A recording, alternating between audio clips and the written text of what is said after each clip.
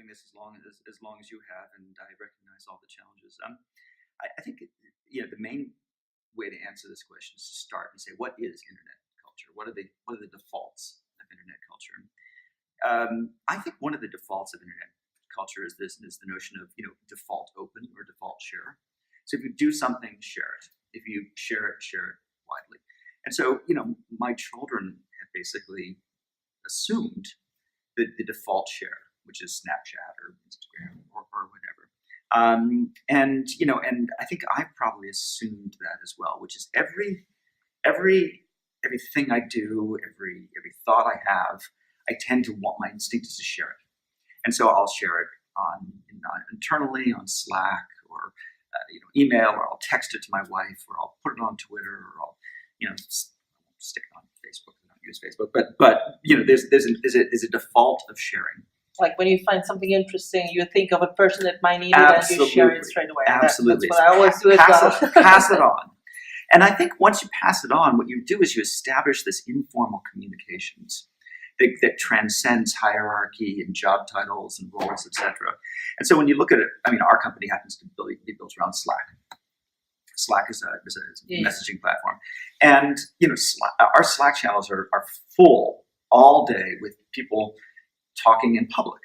Sometimes in smaller groups, sometimes in large groups, but they're all talking in public, and maybe too much, actually. It tends to be a little bit entertaining, but they're happy and they're talking to each other, and then for every 5 or 6 jokes, there's probably 2 or 3 important bits of information. But there's this default to share information, and that default to share information means there's default towards finding opportunities to collaborate, to creating new groups, to acting on the information shared. And so I think that's probably the biggest change. If you can encourage people to naturally spread what they know, that will create an innovative culture.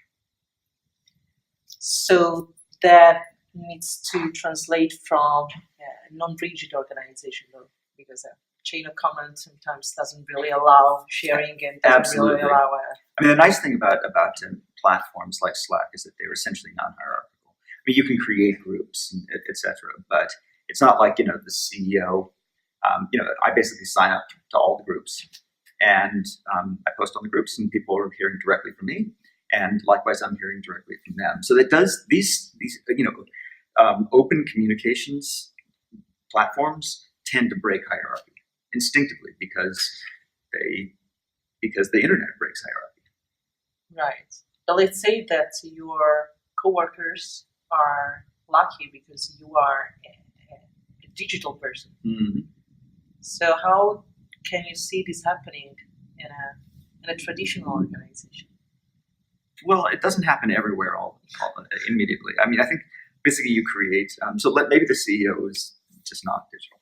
The CEO just doesn't want to share everything they know. That's okay. Somebody somewhere is going to have a culture that's instinctively sharing. It'll be some divisional manager or some department head, or maybe just someone in a department. And what happens is that people start to say, "Hey, those guys seem to be communicating better than we are. What are they doing?" And it's like, "Hey, we're just using this." Again, I keep using Slack because that's what we use, but it doesn't have to be Slack. It's like, "Hey, we just set up this. We're using the Slack channel." It's like, "Oh, how do I do that?" You just push the button and say, "Start a channel." It could be about anything. Yeah, it could be about anything. Well, what are the rules for posting? There are no rules. I could literally just say what I want, and the whole company would see it. It was like, yeah. And then, some people get it and some people don't. Which gets us in the second question about the ability to leverage talents versus something else. So you already answered to that one, basically, that companies need some of those people to actually start a digital shift. I think people who are native digital already know the kind of informal rules of communication.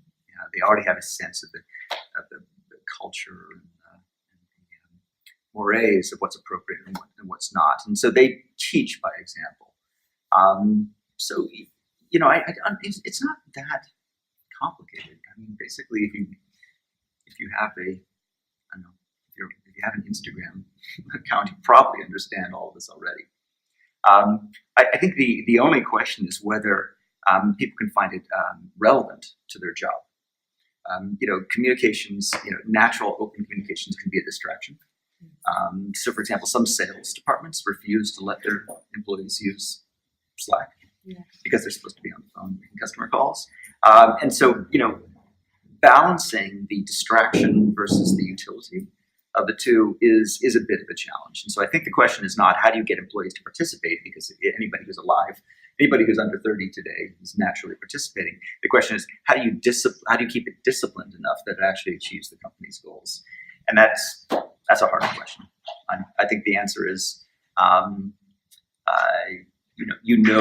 when someone's posting jokes all day, it's probably gone too far. Yeah, that is also probably depends on how they are used to interact. Because I know the feeling. Because sometimes there's a ratio. You're just full work and they keep doing jokes and it's okay, guys. it's like anything else. Everybody else has a signal to noise ratio. I'm sure if I follow your Twitter account, you have a signal to noise ratio, and when your signal falls below, when your noise is higher than your signal, it's time to change. Yeah, that always happens. And so the last question, models are changing. Because at least when I started working, I remember I could barely talk directly to, let's say, the CEO of the company. And for sure, it was way older than I was.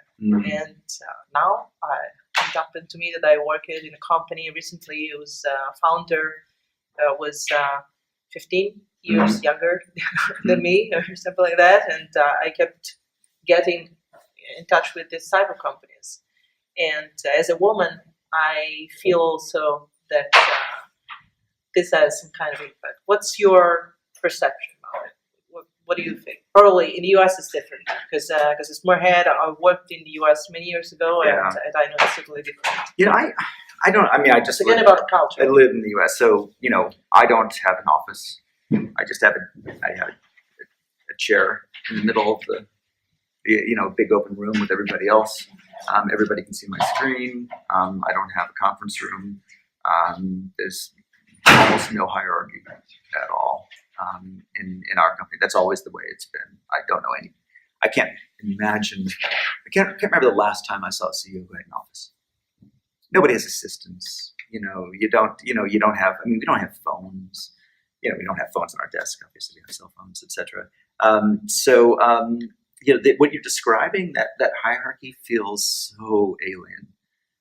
There are companies in Italy where the CEO enters a different door. I've heard about this. They have cars and drivers and elevators, and there are internet companies where the CEO's office is forbidden to anyone else.